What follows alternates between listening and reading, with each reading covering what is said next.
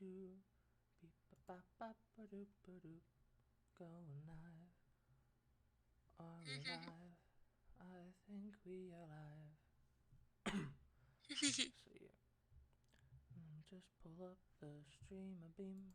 Boop a doo doo doo doo. I think we're live. We are live. Ba-da-da-da-dun. What are you giggling about? You. Weirdo. Anyway, welcome to the Nerdcast after a 2-week break. Sorry about that. It has been a very eventful past 2 weeks since E3 during that god awful Ubisoft stream. But I'm joined here with Tori as always. Hello. There you go. So first thing we'll talk about is is the RYUJI trailer for Persona 5 The Royal. Obviously, we just got done watching it, and we'll have it on in the background while we're talking about it. But what did you think of it? It was pretty nice. I was actually really impressed by it. Hmm. What did you in particularly like? I mean, I like Persona, and just seeing it again is good. And of course, Ryuji. And this is all brand new content in the trailer too, which is great. You can see here the new outfits. Ryuji looks very strange, but then later on, I think it's right now. No, this is right here is the third awakening, which is the fusion of Captain Kid and I think Saitan. I forget the guy's name, but they fuse to become William, which I get what they're going for, but I feel bad. Like imagine saying in his awakening blast him away, William. Nobody's gonna take you seriously, buddy. But anyway, you can see right here is Ryuji and Yusuke's team up attack, which I think looks very cool.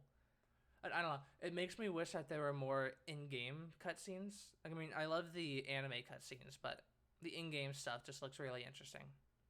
Yeah. Not really good, but yeah. And then I don't know. The dialogue went by really fast in the English subtitle one we watched, but if I had to guess, it's probably something about his track team stuff. But yeah, I remember he got it was something about a university, yeah. Maybe like and a track team university. Maybe I don't know. I don't know much about sports or college or high school. I'm a dummy.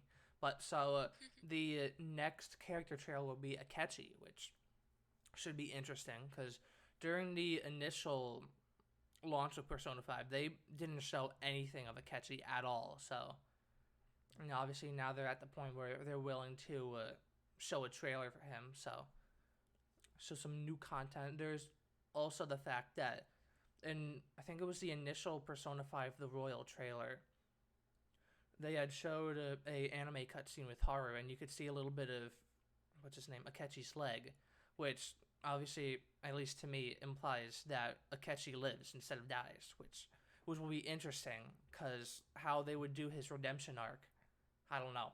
Because I mean, for all intents and purposes, he does shoot Joker in the head. Like I mean, that's not something you can really redeem yourself from. Like, Makoto, yeah, she kicked you off the roof, and she was a bit of a jerk to you guys, but, it's stuff that you can redeem from. Akechi attempted murder. So that's not really something you're like, you know what, it's all good, dude. But, nah, that is something that you could just look at someone and be like, I know you did, but nah, it's good. yeah, but But then you watch your back at every single time. I would imagine how they're going to do it is instead of having Joker go to prison for all the stuff with Shido, it'll be Akechi. So that way you can also do all the New Year stuff in the third semester and all that crap, while having a little redemption for Akechi. But anyway, it's a little short and sweet Persona stuff. It seems like we have to have Persona stuff in every stream. Have But, to. of course. It's But required. next up, we'll be going on to some box office stuff because there's been a lot of fun stuff. So, Dark Phoenix, which of course is the very last Fox X-Men movie has the worst opening in X-Men history. What a shock, what a surprise. Most people forgot this movie was even coming out, so it doesn't surprise me at all. But let's see what they have to say about it. June gloom has officially spread to the U.S. box office. According to Friday's grosses, grosses. This weekend's two biggest releases, The Secret Life of Pets 2 and X-Men Dark Phoenix, which they actually don't call it X-Men Dark Phoenix, it's just Dark Phoenix, are falling short of expectations, but it's Dark Phoenix that's flaming out the worst.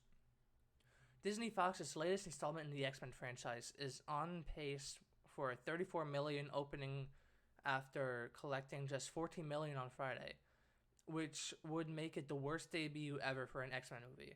The Wolverine debuted to $53 million. Oh my gosh. Oof. Big oof.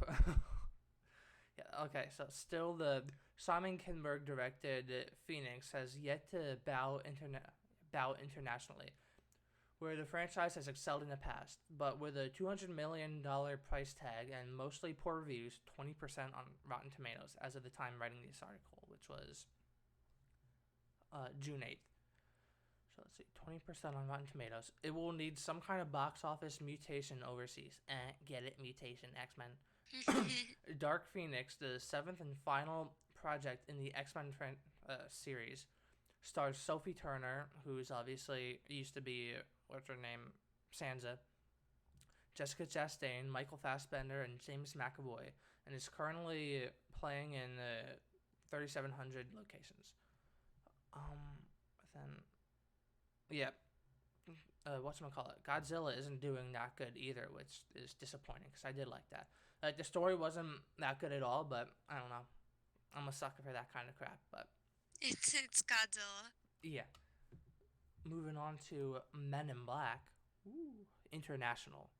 Of course, this doesn't have the characters that people like. Will Smith and... I'm going to sound like an idiot, but I forget the other guy's name. But, so... This is nice and short, too. Continuing a trend of sequels and spin-offs underperforming this summer, which we'll get to in a little bit. Men in Black International did not do well at the box office. Led by Thor Ragnarok co-stars Chris Hemsworth and Tessa Thompson. The film made just $28.5 million domestically this past weekend. International made $73.4 million. This comes after franchise films like Dark Phoenix and Godzilla also saw disappointing opening weekends, which, I don't know, it's interesting because I think it's people really starting to show that they don't want this kind of crap, you know, like, they're sick of reboots and all that stuff, sequels, prequels, all that stuff, remakes. They want original stuff. And usually it does take a while for this kind of stuff to show, so I think now it's really starting to kick in, like, with I guess Ghostbusters 2016 failed too, but I don't know. Hopefully, I doubt things will get better for Hollywood. It is Hollywood, but hopefully we'll see a turnaround. Probably At some point, things get better. Eventually, I hope so.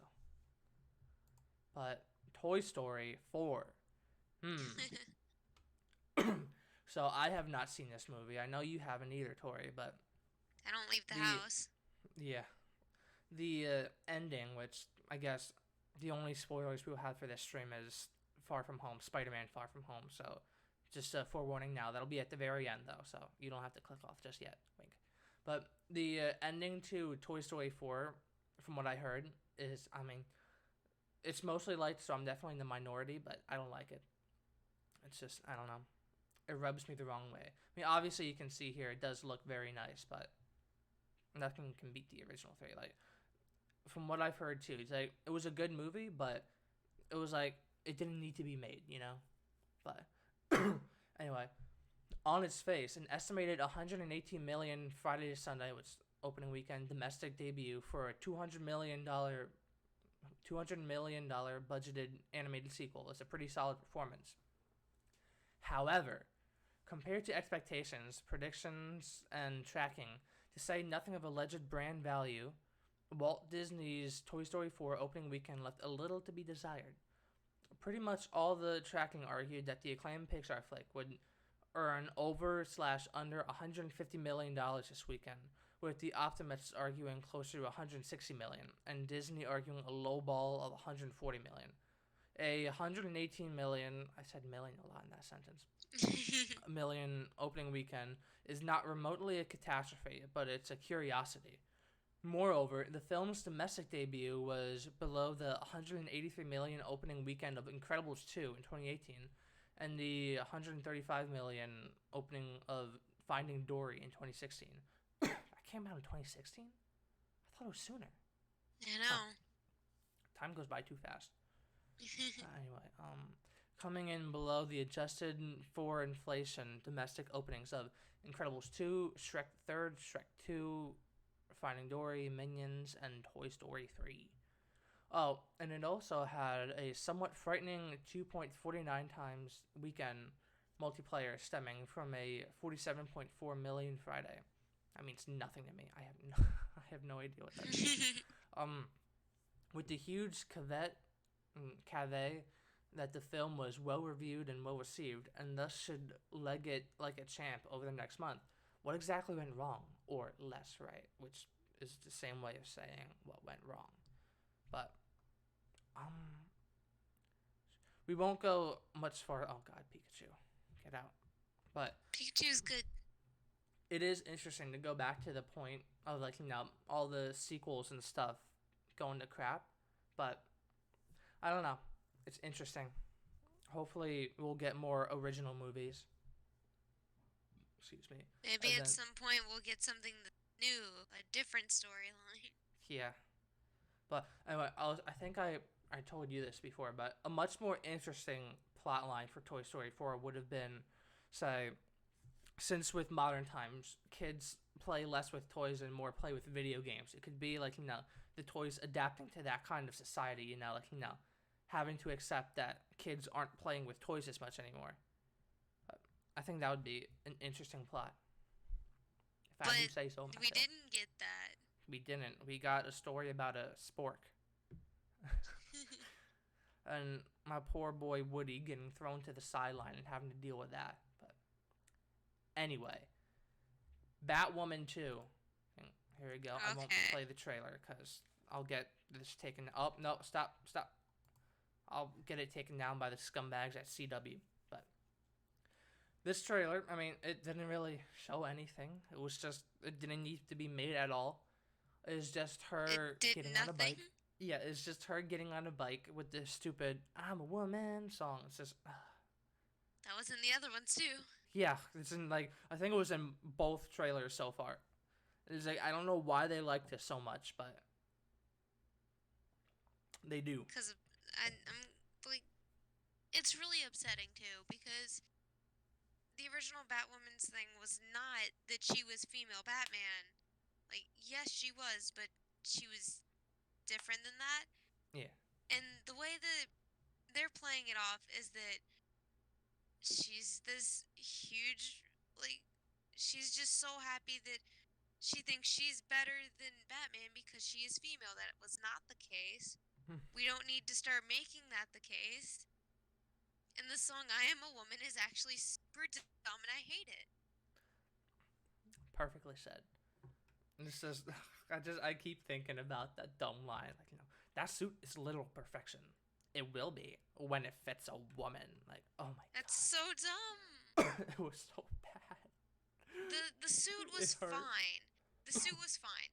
It's a perfect suit. Don't say just because it doesn't fit a woman, it's not perfect. No, it's perfect. Shut your mouth. You can get one exactly like it, made for a woman, and then you can be like, well, now it's perfect and it fits me. That's not well, now it's perfect because it fits me. No. Shut up. It's such a dumb show. October 6th. I hope nobody watches this. I'm not going to. I don't think, I know at least some people will, but it's funny. They always make these shows catering to SJWs, but SJWs don't watch these shows. They don't watch Star Wars. They don't read comic books. They don't play video games, and they don't watch TV. Out of all of them, I can see maybe them watching TV since it's free, but they're certainly not going to buy merchandise. That's the thing. The difference between normies and fans. Sure, like, making sure that the normies like it is good because they do make up a good chunk, but they're not the people who buy the T-shirts and the action figures and the DVDs and stuff. They're not the fans, so it's just dumb. Gotta know what audience you're catering to. Yeah.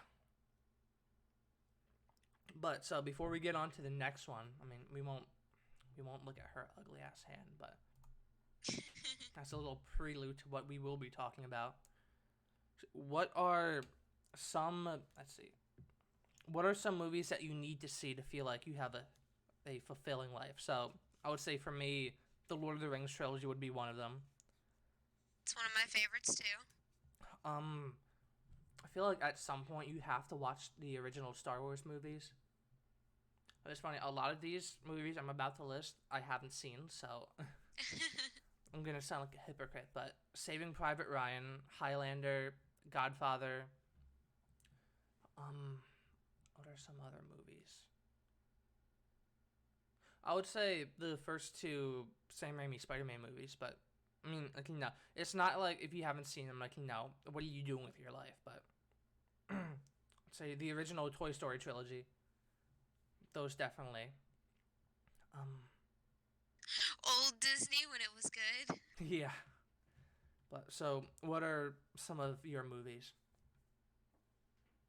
I just remember growing up, like, watching a lot of Pixar was good, and Old Disney was great. Love Lord of the Rings so much.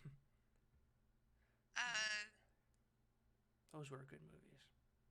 Despite the fact that The Hobbit was made in conjunction to Lord of the Rings, it was actually a good trilogy as well. Mm-hmm. So those were good. I would always suggest Star Trek, but that's because I'm a fan of Star Trek. Yeah.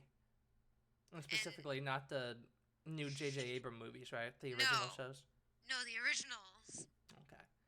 And probably Indiana Jones. I would recommend the Orville.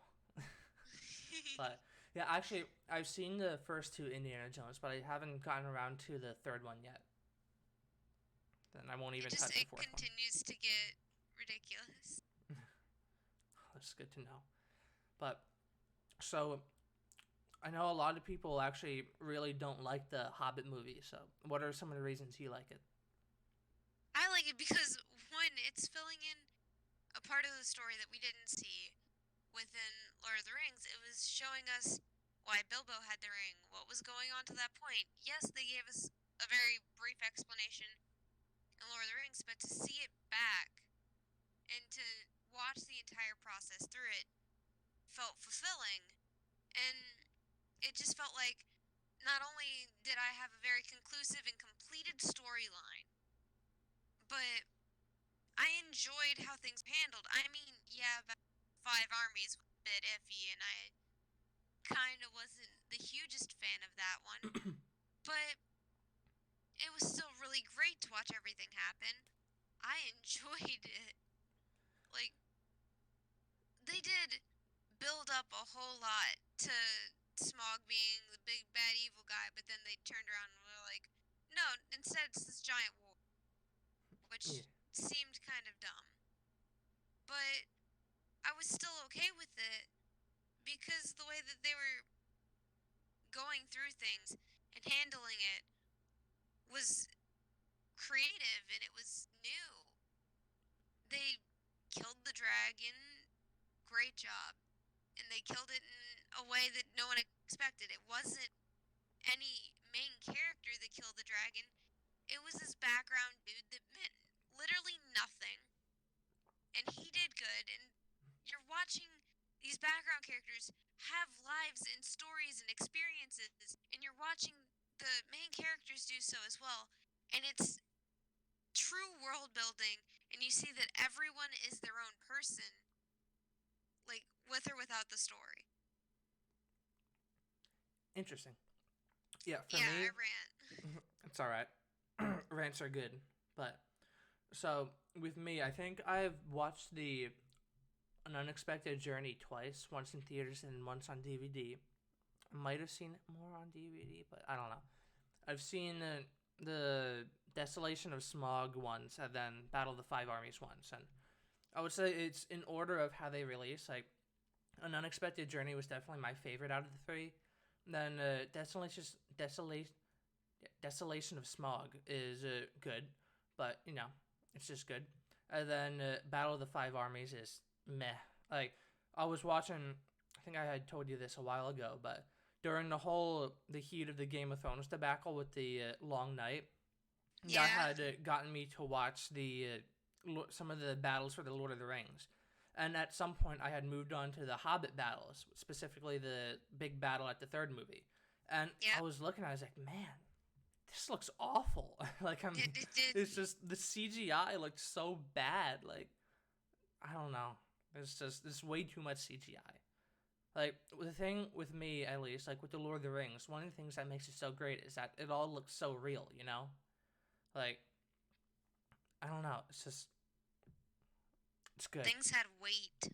Yeah, like the orcs looked real, all that stuff. Like, I mean, obviously a lot of it, like, the giant elephants was CGI, but still, like, it looked like this stuff could actually exist. Of course, God bless New Zealand with their locations, but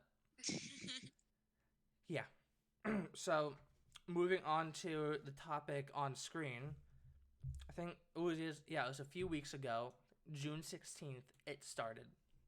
So, for context, out of nowhere, out of the blue, Marvel Entertainment tweeted out a webbed up number 4 with the hashtag Marvel Comics. And soon afterwards, Alex Ross, who is a very famous artist in the comic book industry, I think he did the art for Kingdom Come, which is a DC comic book, but he tweeted out a picture, which he had already drawn, but he retweeted a picture of the Sam Raimi Spider-Man, Tobey Maguire, and Mary Jane that he had drawn, and he put the hashtag Spider-Man 4. So naturally, everybody thought, well, hey, there's a webbed up 4, it could be Spider-Man 4, and obviously there's a thing with the Marvel Comics. It could have been a comic book interpretation of the story, because in case nobody knows, there actually was supposed to be a Spider-Man 4, which had the Vulture, Black Cat, and I think it was supposed to have Mary Jane and Spider-Man with a baby. So that would have been interesting. But of course, the studio wanted, no, you had all your favorite villains. Now you have to have ours. And they kept on trying to force the Lizard into it. So then they just decided to reboot it. But there is some theories that since Far From Home, Spider-Man Far From Home was coming up. I don't know why I always say it like that. It's like James Bond. But so since Far From Home was coming up, and that had Mysterio, in case you didn't know, the opening of the movie was going to start with Spider-Man putting Mysterio in prison. People thought, well, hey, Mysterio says he's from the multiverse. What if he was originally from the Sam Raimi movies? He went over to this one. They're going to throw him back, and then the movie will end with the Tobey Maguire Spider-Man putting him in prison. I don't know. It would have been interesting. But no. Because we're not allowed to get what we want. God forbid. Because then the next day, they tweeted out a 3, and everybody went to shit. Like, keep in mind, Spider-Man 4 was trending on Twitter, all this stuff. Like, you can see the meme here. It starts out with Spider-Man 4. He's all happy, and then 3, and he's crying. Good Lord. But I think there's any more. We were on the verge of greatness. We were this close. But, so yeah, they tweeted out the 3. Everybody lost their brains. The memes were glorious. They go to 2, and people are thinking, now, what the hell is this? We go to 1, and of course, J.J. frickin' Abrams and his son. This little bitch-ass boy is 21 years old on the right. Like, he looks like he's 14. He looks like a little kid. He does. We'll wait for it to... Look at that. And the only damn reason that he's able to write a Spider-Man comic, because it's going to be a 5-part Spider-Man comic book. The only reason he's in this position is because his dad is J.J. Abrams. Why the hell is J.J. Abrams, a Hollywood director, writing a Spider-Man comic book? You know how many people work hard, like work their entire lives to get to this point, where they could write for one of the most famous characters out there right now. But no, they just get it handed to them. Which, another worthy point, I don't have the article up, but there's this new head lady at Lucasfilms. Kathleen Kennedy is still working there, but this new girl, she's supposed to be the Kevin Feige of the of the Star Wars universe. Guess what? She used to be J.J. Abrams' secretary. So if you know J.J. Abrams, you're gonna get in all sorts of places. Punk ass bitch. Anyway, do you have anything to add? No, I think you covered it. Good lord. Yeah, then something we found out recently is that due to the release of Spider-Man Far From Home, there are 2 new costumes in the Spider-Man PS4 game. Which, I mean, I don't like the MCU Spider-Man. I haven't really made it hidden that I don't like them, but the costumes are usually cool. Like, you can't really see it full here, but the stealth costume here does look very nice. So, I will be very excited to play as these guys. Yes? No. Anyway, sorry. So, Avengers Endgame. In case you didn't know, it made a lot of money, of course. Yeah. But it didn't make enough. It's just never enough money. Because they really, really wanted to beat Avatar for the top earning movie of all time. But they failed. So they decided, you know what? Let's just add some deleted scenes and stuff. Let's add some unfinished stuff. Let's add a little tribute for Stanley. But for Stanley at the end. And I thought, you know what? Let's just re-release it like that. Guess what? It failed again. So, let's see what this article has to say from Looper. The Avengers came up short during their final mission. Despite a re-release that featured a few minutes of new footage, Avengers Endgame will keep its place as the second highest grossing film of all time, leaving Avatar in the top spot it's held for a decade. According to The Hollywood Reporter, Endgame performed respectably at the weekend box office, especially considering the film itself is unchanged aside from a few new tidbits during the closing credits. With an additional $5.5 million in the domestic market and a $2.3 million pull from overseas, its worldwide total is now $2.7 billion. Goddamn. But that's still $27 million short of Avatar's record $2.78 billion. Gosh, it's even worse when it's so close. But yeah, get good next time. Ooh. Since experts agree it would be impossible for Endgame to pick up another $27 million in the immediate future, it seems the plan to topple Avatar has come to a close. Despite head Marvel head honcho. What? Since Marvel head honcho Kevin Feige's attempt to snag the top spot for its records. Feige announced Endgame's re-release at the end of June, saying that the release wasn't exactly a new cut of the film, but a bit of a marketing push with a few new things at the end of the movie. Though there were ostensibly a bunch of reasons to put Endgame back in theaters, to make it a true summer blockbuster, to keep Marvel in the news, to provide closure with new scenes, and so on. The biggest reason was obvious, and that was a chance to beat Avatar at its own game. But they failed. Now, I find it funny how they've said that Spider-Man Far From Home is the ending to the Infinity Saga, despite Endgame clearly being it, but, you know. It's named Endgame to be the Endgame. But no, it's not really the Endgame, guys. But anyway, up next will be Spider-Man Far From Home spoilers, so if you want to be unspoiled of it, then I suggest leaving now. This will be the final topic, so if you do leave, thank you for watching, and make sure to subscribe if you like me for some ungodly reason. But anyway, 3, 2, 1, spoilers. Alright.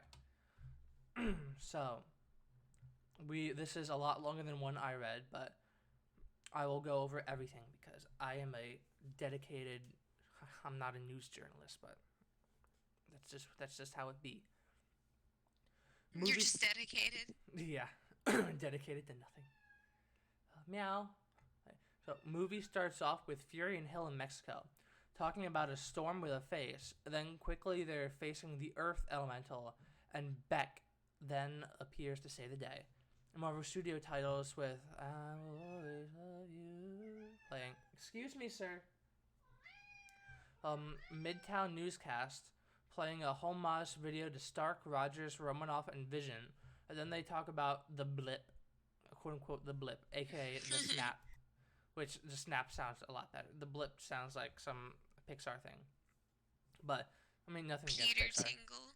God, no, stop. We will not speak of that. I mean, we probably will. Excuse me, sir, stop. So let's see. Midtown, okay, about the blip. People are 5 years older who didn't blip, and the people who did are still the same age. The school year restarts, which is dumb, because apparently all of Peter's friends conveniently got snapped also. We're gonna stay away from the mic. So let's see. Peter and Ned are talking about the trip, and Peter's planning to tell MJ how he feels. He barely knows her. What's he gonna tell her? What? Nothing. Exactly.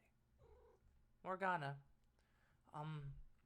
Peter as Spider-Man and May are doing a homeless support fundraiser. Goes backstage with Happy, flirts with May. No, stop it right now. Peter ghosts Fury, which is a bad idea. I mean, Mick Fury's a joke character now, so I guess it doesn't really matter. And goes back out to the crowd for pictures, but gets anxious after questions about Stark. Okay, oh my god. Questions about Stark. Leaves and swings off to the painting of Iron Man outside. Peter is at home packing, looks at his original blue and red suit and his Iron Spider suit, and doesn't pack them. May throws a banana. What? And they talk about the Peter tingle. No, stop it. Stop it right now. It is not Peter tingle. It is Spider sense. Heads to the airport. It's the Peter tingle. He's not taking a piss. I mean, they're obviously taking a piss out of Spider-Man in this movie, but ooh. So, heads to the airport. Peter wants to sit next to MJ, so Ned makes up a story to Betty and MJ that Peter has a perfume allergy.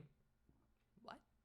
And Mr. Harrington hears, so instead Peter sits with him the entire time. MJ and Brad, sit together, and Betty and Ned together. So wait, how does the perfume allergy and what? That makes no sense. Okay, funny bathroom scene with Peter, MJ, Brad. You gotta have those funny scenes. Totally. And Venice. When they land in Italy, Peter gets his suitcase checked. Banana gets taken out. Ned and Betty are a couple. Oh boy. They arrive in Venice at their hotel by boat.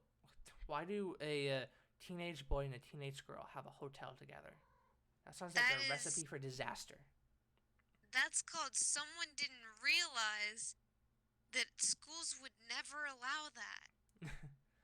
Anyway. They'd much quicker either put a kid in a room with other people or put them in a room by themselves than mix the genders. We don't want those teen pregnancies. But anyway, the hotel is run down and old, getting renovations after they settle in. They visit the plaza, and Peter goes off to buy MJ a necklace. Oh, he doesn't even know her. There's not even MJ.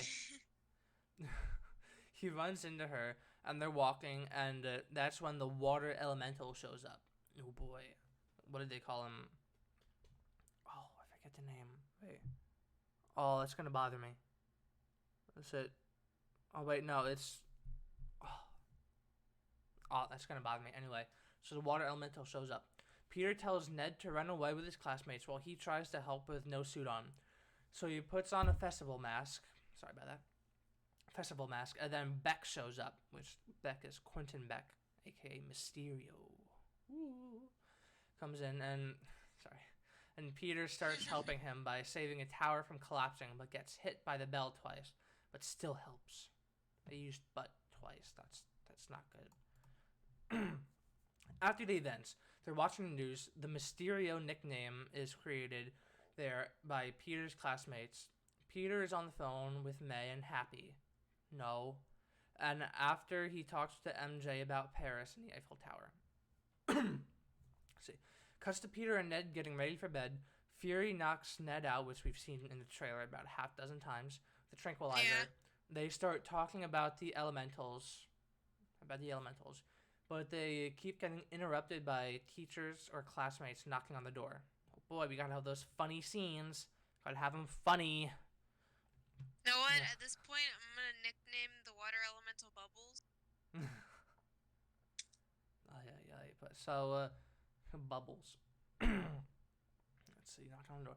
They decide to go to the secret bunker where Beck and Peter meet for the first time. Fury gives Peter Tony's glasses on the boat on the way there, which has an AI, because Spider-Man has to have an AI. Totally. But at the bunker, Beck explains the multiverse. Woo! And that he lost his family because of the elementals. Peter immediately feels sorry for him, because he's a gullible bitch. Fury says they need his help in Prague, but Peter says no because classmates will recognize his suit and he just can't leave. And Fury understands and sends Peter back to his hotel. To Prague. In the morning, Mr. Harrington announces that they're going to Prague because they were upgraded and pan to a really nice bus that is driven by one of Fury's agents. On the bus, Peter opens the glasses from Tony, and there's a note for the next Tony Stark on something. Let's see, next Iron Man, hey, or something like that. He puts them on, and it's Edith. Even death, I'm a hero.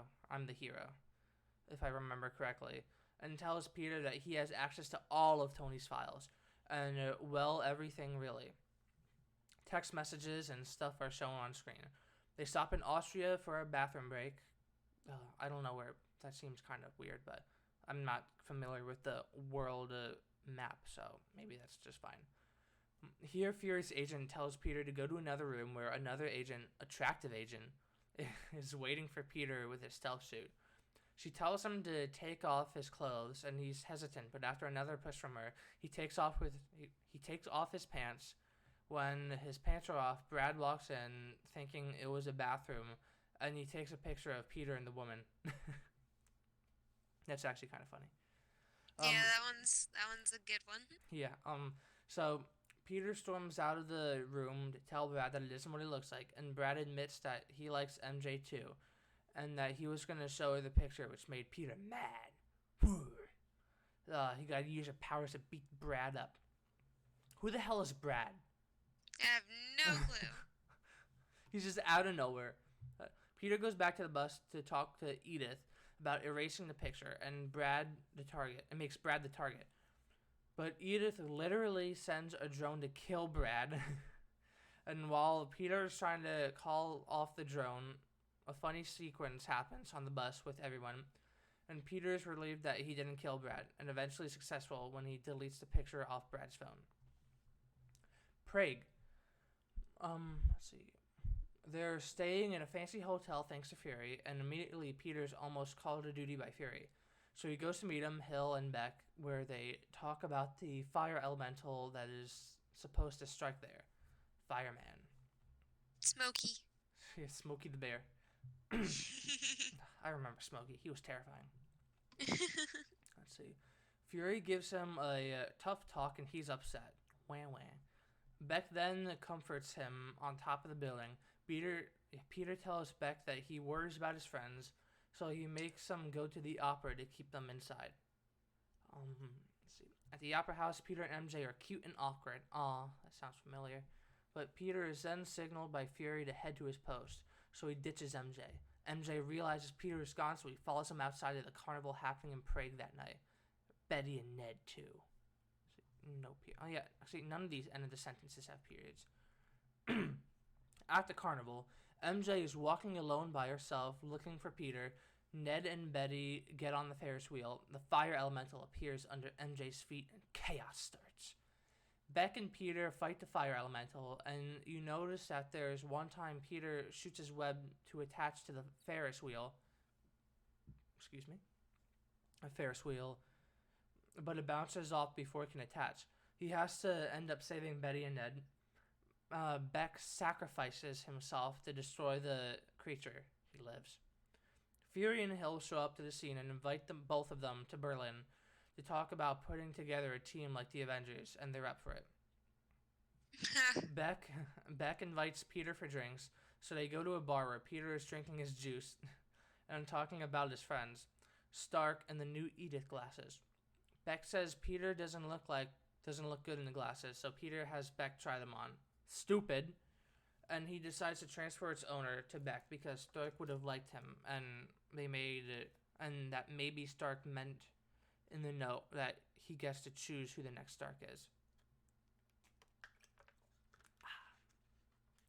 After Beck has the glasses. That's kind of disappointing. Yeah. After Beck has the glasses, it's revealed that the bar scene was mostly an illusion put together by Beck, an ex-Stark Industries employer who created BARF, the augmented reality setup from Captain America's Civil War. The other ex-employees of Stark from previous films, and other ex-employees of Stark, Beck was fired for being unstable. No multiverse exists.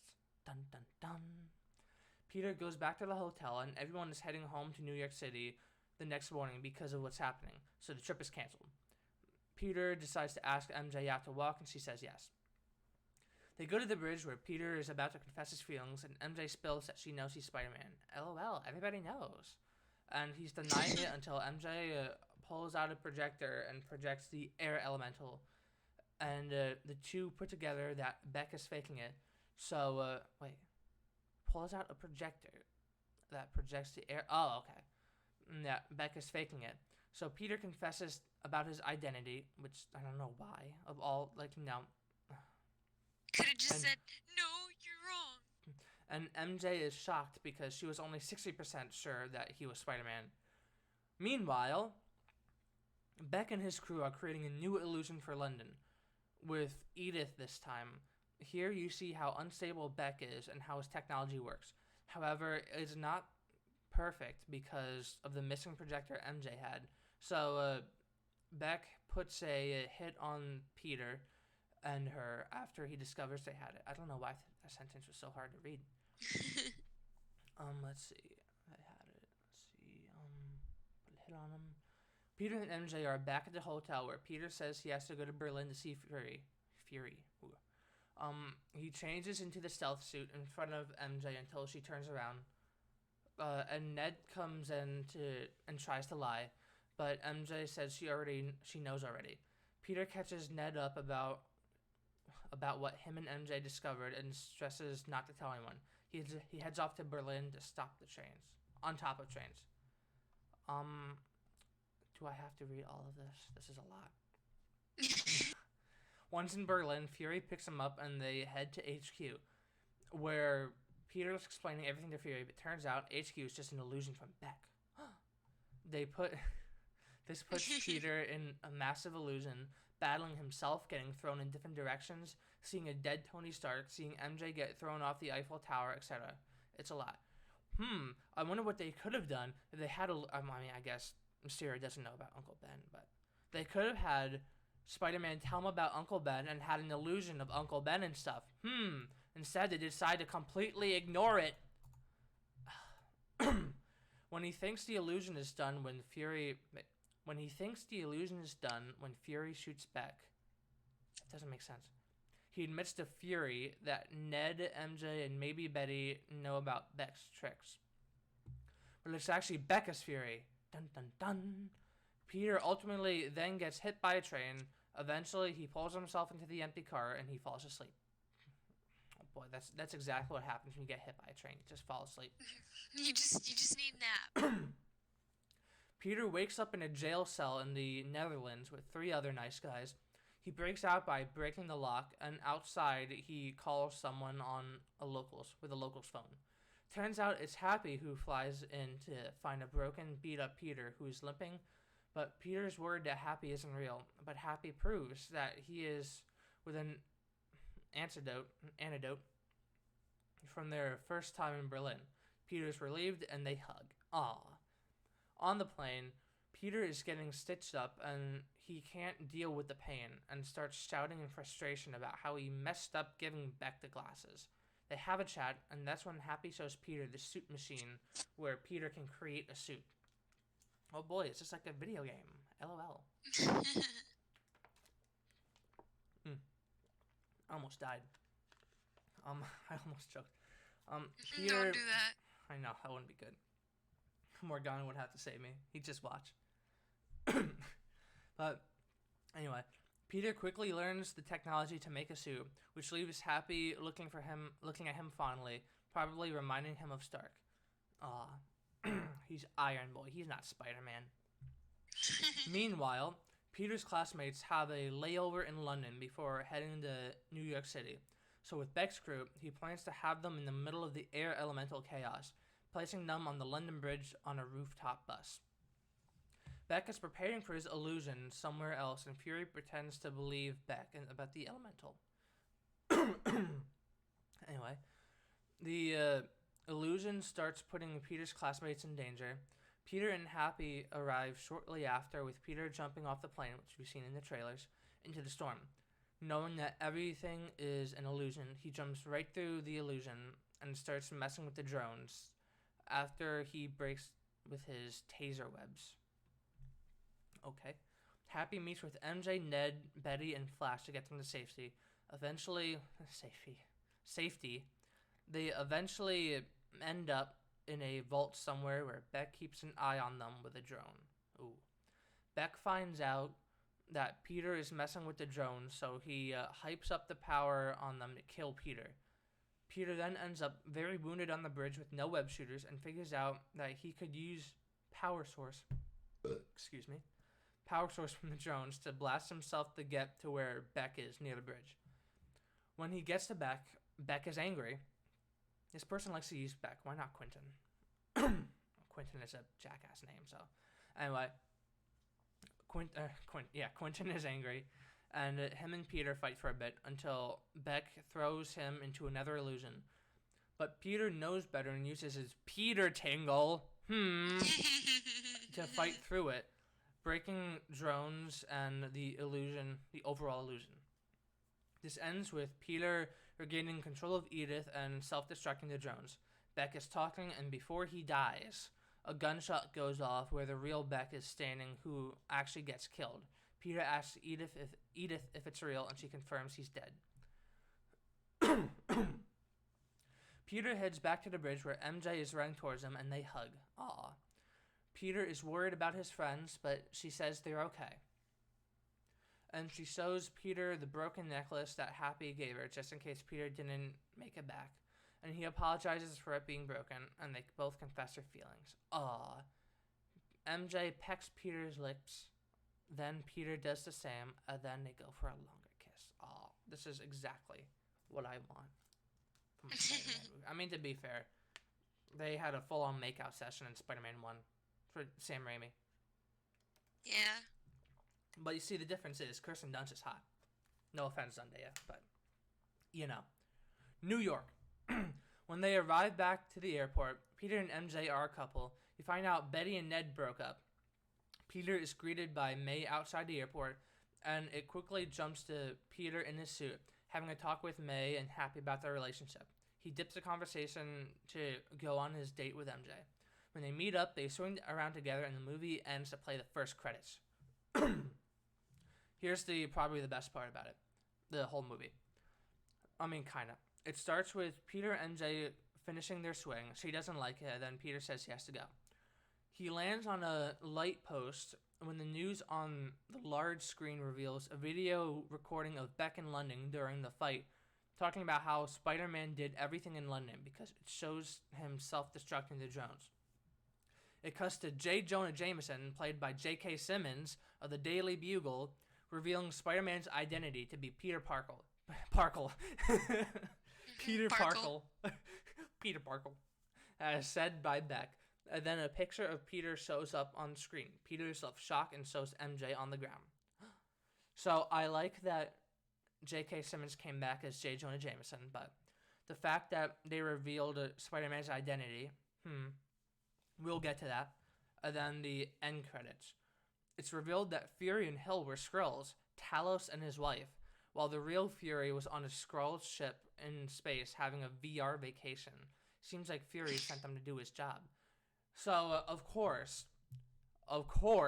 we have to mention Captain Marvel stuff, because why not? That's like the best movie ever, right? LOL. So, to get to the ending part, like I don't mind having Spider-Man's identity revealed, but keep in mind this is all happening, and I don't. Has he even gone up a grade in high school? Like, is he still a freshman? I don't know. I don't think Like, he did. here's the thing, with most of this, like most Spider-Man stories in the comic books are him as an adult. It's only for like what the 60s, 70s that he's a teenager, that he's in high school. Think about what's happened to him so far in the MCU. So let's see. Tony Stark gives him a new suit. He goes into outer space. He becomes an Avenger. He dies. He gets brought back to life. His identity is revealed. And he's never even gone up a grade in high school. This is so much stuff. Prodigy. It's so dumb. Gosh. This is so totally dumb. Gosh. Oh my god. So, with all that reading, what are your thoughts on Spider-Man Homecoming, Far From Home? A lot happened. Mm. And some of it seems like it didn't need to. Mm-hmm. And I'm not gonna watch it. I certainly am not. Endgame was the last Marvel Cinematic Universe movie for me. And I don't know. I mean, I've said this multiple times on different podcasts, or different episodes of the podcast, is that I don't like the MCU Spider-Man. Like, it's not what I want from Spider-Man. So, yeah, I definitely won't see it. But anyway, that's it. We're done. We did it. Go home. It's over. So, hopefully next time it won't be such a long wait for the podcast. I am sorry about that, but lots of stuff going on. So, I don't know. Ideally, there will be a new podcast sometime next week. Hopefully.